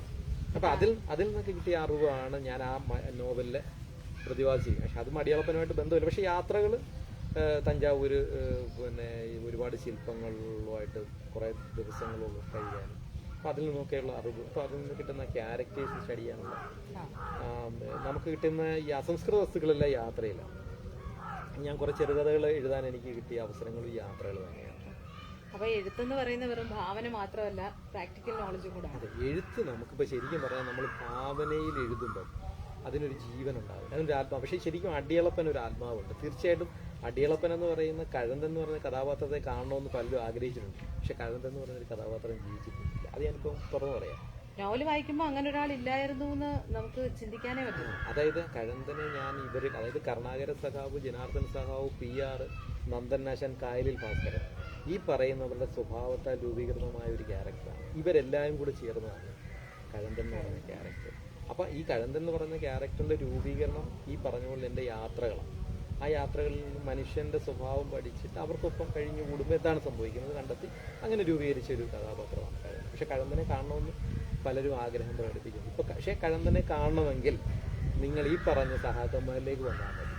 കരുണാകര സഖാവിന്റെ ഇപ്പോഴും ആ ഗാംഭീര്യമുള്ള ശബ്ദം, അദ്ദേഹത്തിനൊപ്പം ഒരു 10 മിനിറ്റ് നമ്മൾ പിന്നെ ഇരുന്ന് കഴിഞ്ഞാൽ മനസ്സിലാവും ആരാണ് കരുണാകര സഖാവ്. ആ ശബ്ദം എന്ത് ഗാംഭീര്യമാണ് സംഭാഷണങ്ങൾക്ക്. അവർ ശരിക്കും പറഞ്ഞാൽ നമ്മൾ വെറും രാഷ്ട്രീയക്കാരെന്നുള്ള ലേബലിൽ കാണണ്ട, മനുഷ്യനായി കണ്ടാൽ ഇത്ര മനുഷ്യത്വമുള്ള ഏത് രാഷ്ട്രീയക്കാരനും അദ്ദേഹത്തെ സമീപിക്കാം, അദ്ദേഹമായിട്ട് കുറച്ച് നേരം സംസാരിക്കുക. അപ്പോൾ മനസ്സിലാവും മനുഷ്യൻ എന്താണ്, മനുഷ്യത്വം എന്താണ്. അതാണ് ഈ പറയുന്ന സാധനം. അപ്പോൾ ആ കഴന്തന്മാർ ഇപ്പോഴും ഉണ്ട്, നമുക്ക് നമ്മുടെ ചുറ്റും ജീവിച്ചിരിപ്പുണ്ട്. നിങ്ങൾക്ക് വരാം, അവരെ കാണാം, സംസാരിക്കാം. അപ്പം നിങ്ങൾക്ക് മനസ്സിലാവും എന്താണ് നോവൽ. ഈ കായംകുളം കായലിന്റെ കരയിലാണല്ലോ വീടും ഒക്കെ. അപ്പൊ ഈ കായംകുളം കായൽ കുറെ സ്വാധീനിച്ചിട്ടുണ്ടാവും. തീർച്ചയായിട്ടും കായംകുളം കായൽ സ്വാധീനിക്കുമെന്ന് പറയുമ്പോഴേ ഞാൻ ഇപ്പം അവിടെ നോക്കിയാൽ ഒരു തെങ്ങ് ചാഞ്ഞിരിക്കുന്നതാണ്. ഞാൻ എല്ലാ വൈകുന്നേരങ്ങളിലും ഈ തെങ്ങേ ചാരിയാണ് കുറേ നേരം അക്കരയിലേക്ക് നോക്കി നിൽക്കും. അപ്പം നീലകണ്ഠനും ഭാർഗവി എൻ്റെ മനസ്സിലൊക്കെ വരാറുണ്ട്. പക്ഷെ ഞാനിവിടെ നിന്ന് തീർച്ചയായിട്ടും കാണാം, അവിടെ നോക്കിയാൽ കാണാം. ഇതിനകത്ത് വൈകുന്നേരം ആകുമ്പോഴേ എനിക്ക് ഒരു രസമായിരുന്നു. ഒരു പക്ഷേ കാക്കകൾ ഈ നമ്മൾ പറയുന്ന പോലെ ഭക്ഷണം തേടി പോവുക, ജോലി തേടി പോവുക എന്ന് പറയുമ്പോൾ പണ്ട് ഇക്കരെ എന്നുള്ളവർ അക്കരെ ജോലി തേടി പോകും, അക്കരെ എന്നുള്ളവർ ഇക്കരെ ജോലി തേടി എന്ന് പറഞ്ഞ പോലെ ഈ പരസ്പരം ജോലി തേടലുള്ള രണ്ട് വിഭാഗങ്ങൾ പ്രകൃതിയിലുണ്ടായിരുന്നു. ഒന്ന് കാക്കയും ഒന്ന് വവ്വാലുമായിരുന്നു. അപ്പോൾ വൈകുന്നേരം ആകുമ്പം അക്കരെ പോയ കാക്കകളെല്ലാം പറന്ന് ഇങ്ങനെ വരും. പക്ഷെ ഇപ്പം കാണാനില്ല, എന്തുകൊണ്ടും അറിയില്ല, പ്രകൃതിയുടെ മാറ്റം. ഈ കാക്കകളെല്ലാം ഇക്കരേക്ക് വരുമ്പോൾ ഇവിടെ വാവൽ തൂങ്ങിക്കാവ് എന്ന് പറഞ്ഞൊരു കാവ്, ആ കാവിലാണ് വവ്വാലുകളുടെ കേന്ദ്രം. സന്ധ്യ ആകുമ്പോൾ ഈ വവ്വാലുകളെല്ലാം അക്കരയ്ക്ക് പോകും. വളരെ രസമാണ് കാണാം. അപ്പം എനിക്ക് സ്ഥിരമായി അറിയാവുന്ന ചില കൂട്ടങ്ങളുണ്ടായിരുന്നു. ആ കാക്കകൾ 6 പേര് വരുന്ന കാക്കകൾ എല്ലാ ദിവസവും 6 പേരാണ് വരുന്നത്. അപ്പം ഞാൻ ചിന്തിച്ചുകൊണ്ട് ഇവർ പണിയെടുക്കാൻ പോകുന്നതായിരിക്കും, ഇവരെന്ത് ജോലിയായിരിക്കും എടുക്കുന്നത്, കടപ്പുറത്ത് പോയി മീൻ ചുമക്കുന്നുണ്ടോ, അല്ലെ കടപ്പുറത്ത് പോയി ക്ലീനിങ് ജോലി ആയിരിക്കുമോ എന്നൊക്കെ. അപ്പം നമ്മുടെ മനസ്സിൽ ആ ഒരു എന്താ പറയുന്നത്, ഇത് എഴുതാനുള്ള ഒരു ടെൻഡൻസി വരും. അല്ലെങ്കിൽ ആ കായൽ എനിക്ക് തരുന്നൊരു സ്വാതന്ത്ര്യം. അപ്പോൾ കായലിൻ്റെ ഓരോ ഭാവങ്ങളും എനിക്കറിയാം. കായൽ രൂക്ഷമാകുമ്പോഴും ശാന്തമാകുമ്പോഴും നമുക്ക് സങ്കടം വന്നാലും കായൽ തീരത്ത് പോയി കുറേ നേരം ഇരുന്ന് കഴിയുമ്പോൾ നമ്മളെ സമാധാനിപ്പിക്കും. അത് ഞാൻ എൻ്റെ കടൽ ദൂരം നോവലിൽ ഞാൻ പുഴയാക്കി മാറ്റി കഥാകാരൻ്റെ സങ്കടങ്ങളെ പുഴ പറഞ്ഞു തീർക്കുന്ന ചില കാര്യങ്ങൾ അതിനകത്ത് പറയുന്നു. അതേപോലെ തന്നെ കായൽ നന്നായിട്ട് കായംകുളം കായൽ എന്നെ നന്നായി സ്വാധീനിക്കുന്ന ഒരിക്കലും ഇത് വിട്ടുപോകാൻ എനിക്ക് വിദേശങ്ങളിൽ ജോലിക്ക് നല്ല അവസരങ്ങൾ കൊണ്ട് ഞാൻ ഒരിക്കലും പോയിട്ടില്ല. നമുക്ക് ഈ കായൽ ഈ ഭൂമിക്ക് ഉപേക്ഷിച്ച് പോകാൻ കഴിയാത്തതുകൊണ്ട് ഞാൻ പോയിട്ടില്ല. ഇപ്പം തൃശ്ശൂരാണ്. അതെ, ഞാൻ തൃശ്ശൂരാണ്. തൃശ്ശൂർ ഇപ്പോഴേ ഇത്രയും സമയം പ്രേക്ഷകർക്ക് വേണ്ടിയിട്ട് എനിക്ക് തോന്നുന്നു ഏകദേശം അവരുടെ ആരും ക്വസ്റ്റ്യൻ ഒന്നും ചോദിച്ചിട്ടില്ല ഇതുവരെ. അവർക്ക് മനസ്സിലുള്ള കാര്യങ്ങളെല്ലാം അവർക്ക് കിട്ടിയിട്ടുണ്ടെന്ന് തോന്നുന്നു. അവരുടെ മനസ്സിൽ വരുന്ന ചോദ്യങ്ങളുടെ എല്ലാ ഉത്തരങ്ങള് താങ്കൾ പറഞ്ഞു കഴിഞ്ഞു എന്ന് തോന്നുന്നു. എനിക്ക് എന്റെ മനസ്സിലുണ്ട്, എന്റെ എഴുത്തിന്റെ ഒരു ലോകം ഞാൻ തുറന്നു പറഞ്ഞതാണ്. എനിക്കിപ്പം ഈ നോവൽ ഒളിപ്പിച്ചു വെക്കാൻ ഒന്നുമില്ല. അപ്പൊ അതെല്ലാം എന്തുകൊണ്ട് എങ്ങനെ വന്നു എന്ന് പറയുക. അത് മാത്രമല്ല, ഇപ്പം ഇതെന്തായാലും ഇത് ജനങ്ങൾക്കിടയിൽ, പ്രത്യേകിച്ച് ആലപ്പുഴയിലുള്ള ജനങ്ങളുടെ കയ്യിൽ തീർച്ചയായിട്ടും, കാരണം അവരറിയണം എന്തായിരുന്നു ഈ യഥാർത്ഥ സംഭവങ്ങൾ എന്നുള്ളത് അറിയണം. തീർച്ചയായിട്ടും ഞാൻ സത്യസന്ധമായിട്ട് എഴുതാൻ ശ്രമിച്ചിട്ടുണ്ട് 100%. പിന്നെ ചിലപ്പം ചില അറിവുകൾ മറ്റുള്ളവരിൽ അതാണ് ഏറ്റവും വലിയ രസം. പറഞ്ഞു കേൾക്കുന്ന അറിവുകൾ പിന്നീട് ഇത്രയും വർഷങ്ങളായില്ലേ, ഇത് പലരിലും കിടക്കുന്നത് മറ്റനുഭവങ്ങളായിട്ടാണ്. ഒരിക്കലും അത് യാഥാർത്ഥ്യങ്ങളല്ല. യാഥാർത്ഥ്യങ്ങൾ ഒരുപക്ഷെ ഞാൻ കേട്ടതിനകത്ത് വ്യത്യാസം ഉണ്ടാവാം, പക്ഷെ അത് തീർച്ചയായിട്ടും പലരും പറഞ്ഞറിഞ്ഞാറ്. പക്ഷെ തീർച്ചയായിട്ടും അതിനകത്ത് എന്തെങ്കിലും വ്യത്യാസം ഉണ്ടെങ്കിൽ എനിക്ക് എന്നോട് നേരിട്ട് പറയാം, അല്ലെങ്കിൽ എൻ്റെ ഫോണിൽ വിളിച്ച് സംസാരിക്കാം. അത് അങ്ങനെ വ്യത്യാസങ്ങൾ ചിലപ്പോൾ സംഭവിച്ചുകൂടായിരുന്നില്ല. പക്ഷെ എന്നാലും ഒരു 90% സത്യസന്ധമായിട്ട് അന്വേഷിച്ചിട്ടാണ് ഞാൻ ചെയ്തിരിക്കുന്നത്. അപ്പം അതുകൊണ്ട് പ്രിയപ്പെട്ടവരത് വാങ്ങണം, അത് വായിച്ച് എന്താണെന്ന് അറിയണം. ബുക്ക് കയ്യിലെടുത്താൽ തന്നെ അതൊന്ന് നോക്കാനുള്ള ആ പേരിലൂടെ തന്നെ ആൾക്കാരിലേക്ക് എത്തും എന്നുള്ളൊരു വിചാരം എനിക്കുണ്ട്. ഇത് കണ്ടപ്പോൾ അങ്ങനെ ഒരു ചിന്ത. ഇനി 7 വർഷത്തെ റിസർച്ച് എന്നൊക്കെ പറയുമ്പോൾ തീർച്ചയായും കുടുംബം തീർച്ചയായിട്ടും ഞാൻ അതിൽ എന്റെ വീട്ടിലിപ്പം ഭാര്യയുണ്ട്, മകളുണ്ട്, അമ്മ, ഞങ്ങൾ 4 പേരാണ് താമസിക്കുന്നത്. അപ്പൊ അതില് ഞാൻ എന്റെ ഒഴിവ് ദിവസങ്ങളിലാണ് പക്ഷേ എന്റെ മകളും ഭാര്യ എന്നെ കാണാതെ പോയ ചില ഒഴിവ് ദിവസങ്ങൾ. കാരണം ഞാൻ രാവിലെ ഈ അന്വേഷണമായിട്ട് ഇറങ്ങും, രാത്രി തിരിച്ചു വരും. അപ്പോൾ പിന്നെ തിരിച്ചു വന്നു കഴിഞ്ഞാൽ എനിക്കൊരു പ്രശ്നമുണ്ട്. അത് അന്നത്തെ കാര്യം അന്ന് എഴുതി വെച്ചിട്ടേ ഞാൻ കിടക്കാറുള്ളൂ. പിന്നെ ഇതെല്ലാം കൂടെ ക്രോഡീകരിച്ച് എൻ്റെ ഇപ്പോൾ തൃശ്ശൂർ ജീവിതത്തിൽ എനിക്ക് രാത്രി സമയം കിട്ടും. അപ്പോൾ ആ രാത്രികളിലാണ് ഞാൻ കൂടുതൽ ഇത് എഴുതി പൂർത്തീകരിച്ചിട്ടുള്ളത്. അത് ശരിക്കും പറഞ്ഞാൽ ആ ഒരു കാലഘട്ടം ഞാൻ എൻ്റെ ലൈഫിൽ നിന്ന് ഞാൻ മാറി നിൽക്കുകയാണ്. കാരണം അങ്ങനെ മാറി നിന്നെങ്കിൽ കാരണം ഭാവനയാണെങ്കിൽ നമുക്ക് ഇഷ്ടമുള്ളപ്പോൾ എഴുതാം. പക്ഷേ ഒരു അന്വേഷണത്തിൻ്റെ ഭാഗമാകുമ്പോൾ അത് അന്വേഷിച്ചേ പറ്റി, അതിന് പുറകിൽ പോയേ പറ്റി. തീർച്ചയായിട്ടും എനിക്കിപ്പോൾ അത് പറയണമെന്നുണ്ടെങ്കിൽ ഇപ്പം ഇതിലെ ക്യാരക്ടേഴ്സിനെ എനിക്ക് തന്ന എനിക്ക് എപ്പോഴും നേട്ടം ഉണ്ടാക്കി തന്നിട്ടുള്ളത് എൻ്റെ സൗഹൃദങ്ങൾ. എനിക്ക് എല്ലാവരും നല്ല സൗഹൃദത്തെ ഞാൻ ഇടപെടുന്ന ഒരാളാണ്. അപൂർവങ്ങളായിട്ടുള്ള സൗഹൃദങ്ങൾ എന്നിൽ നിന്ന് പോയിട്ടുണ്ട്. നേരത്തെ ഉണ്ടായിരുന്ന സൗഹൃദങ്ങൾ എൻ്റെ ഒപ്പം നിലനിൽക്കുന്നുണ്ട്. അപ്പം ആ സൗഹൃദങ്ങൾ ഒരുപക്ഷെ ഞാൻ ഈ നോവല് 2ആക്കണമെന്ന് ആഗ്രഹിച്ചപ്പോൾ, ഞാനിത് ഭരണത്ത് വെക്കുമെന്ന് പറഞ്ഞപ്പോൾ എന്നോട് അതിരൂക്ഷമായ ഭാഷയിൽ നിന്നെ കൊണ്ട് ഇത് പറ്റും, നീ ഭരണത്ത് വെക്കണ്ട, നീ ഇത് എഴുതിയേ മതിയാവൂ എന്ന് പറഞ്ഞ എനിക്കൊരു സുഹൃത്തുണ്ട്. അപ്പം അങ്ങനെ ഒരുപാട് പേര്, അപ്പോൾ അവരിൽ നിന്ന് കിട്ടിയ സ്നേഹം കൂടെയാണ് എനിക്കിത് പൂർത്തീകരിക്കാൻ കഴിഞ്ഞിട്ടുള്ളത്. അപ്പം ഞാൻ ഏറ്റവും കൂടുതൽ വിലമതിക്കുന്ന എൻ്റെ സൗഹൃദങ്ങളെ തന്നെയാണ്. എൻ്റെ കുടുംബം കഴിഞ്ഞാൽ ഏറ്റവും കൂടുതൽ വിലമതിക്കുന്നത് സൗഹൃദങ്ങൾ തന്നെയാണ്. ഇപ്പോഴും അവർ എന്നിപ്പോൾ ഉണ്ട് എന്നുള്ളതാണ് എൻ്റെ സന്തോഷം. ഗ്രീൻ ബുക്സ് ഇങ്ങനൊരു അവസരവും തന്നു അവർക്കും. പിന്നെ തീർച്ചയായിട്ടും കാരണം ഞാൻ ഒരിക്കലും പ്രതീക്ഷയില്ല ഇത്ര വളരെ വേഗത്തിൽ. ഏകദേശം ഞാനിത് സമർപ്പിച്ച് 2 മാസത്തിനുള്ളിൽ ബുക്ക് പ്രിന്റ് ചെയ്ത് റെഡിയായി. അതെ. തീർച്ചയായിട്ടും ഞാൻ അന്ന് ഗ്രീൻ ബുക്സിൽ ഇത് പ്രസിദ്ധീകരിക്കുന്ന സമയത്ത് ഞാൻ ശോഭന മാഡം ചീഫ് എഡിറ്ററാണ്, നരേന്ദ്ര സാർ ചീഫ് എഡിറ്ററുണ്ട്. സംസാരിച്ചു കൊടുത്തത് ഞാൻ നന്ദൻ ജനാർദ്ദന സഹാവിനെ കുറിച്ച് പറഞ്ഞത്. കാരണം ഇത്രയും പ്രായമുള്ള ഒരു മനുഷ്യനാണ്. അദ്ദേഹത്തിന് ജന്മദിനത്തിനടുത്ത് ഈ പുസ്തകം എനിക്ക് കൊടുക്കണം ആ വാക്കുകൾ അവർ മുഖവിലേക്ക് എടുക്കുകയും അത്രയ്ക്ക് വേഗത്തിൽ എനിക്കത് ചെയ്തു തരികയും ചെയ്തു. പ്രത്യേകിച്ച് ഒരു നന്ദി എനിക്ക് ക്വീൻ ബുക്സിനോട് കട്ട് ചെയ്തു. തീർച്ചയായിട്ടും നമുക്ക് ഒരുപാട് സമയം അതെ. ഇനിയും വലിയ കഥകളുമായിട്ട് നമുക്ക് വീണ്ടും വരാം. വീണ്ടും ഒരു പ്രേക്ഷകർക്ക് വേണ്ടിയിട്ട് നമുക്ക് അല്ല, തീർച്ചയായിട്ടും ഞാനിപ്പോൾ സാധാരണ ഇന്റർവ്യൂകളിൽ നമുക്ക് ചോദ്യങ്ങളും ഒരുപക്ഷെ ശ്രീലേഖയുടെ ചോദ്യങ്ങൾ വളരെ സന്തോഷം തോന്നുന്നുണ്ട്. കാരണം ആ പുസ്തകം വായിച്ച ആ അറിവിൽ നിന്നുള്ള ചോദ്യം വെറുതെയുള്ള ചോദ്യങ്ങളല്ല എന്ന് എനിക്ക് മനസ്സിലായി. അറിവിൽ നിന്നുള്ള ചോദ്യങ്ങളും എനിക്ക് സന്തോഷം തോന്നിയിട്ടുണ്ട്. തീർച്ചയായിട്ടും തിരിച്ചും ഞാനൊരു താങ്ക്സ് പറയാം. ഇത്രയും അറിവുള്ള ഒരാളെ എനിക്ക് ഇന്റർവ്യൂ ചെയ്യാൻ സാധിച്ചത് തന്നെ എന്റെ വലിയൊരു ഭാഗ്യമായിട്ട് ഞാൻ കണക്കൂട്ടുന്നു. പ്രേക്ഷകരുടെ ക്വസ്റ്റ്യൻസ് ഒന്നും ഇതുവരെ വന്നില്ല, അതുകൊണ്ട് നമുക്ക് തൽക്കാലം നമുക്ക് അപ്പോൾ ഈ ഒരു സെഷൻ കൈകാര്യം ചെയ്യുന്ന നന്ദി. നമുക്കിപ്പോൾ നമ്മളുടെ ക്യാമറമാൻ കുമാർ മുതുകുളമുണ്ട്. അദ്ദേഹം വളരെ നല്ല രീതിയിൽ ഇത് ലൈവ് ഷൂട്ട് ചെയ്യുന്നുണ്ട്. അപ്പൊ അദ്ദേഹത്തിനും സഹായിയായി നിൽക്കുന്ന ദേവികയുണ്ട്. അവർക്കും എല്ലാം വളരെ സപ്പോർട്ടീവാണ്. നമുക്ക് ശരി. ചായ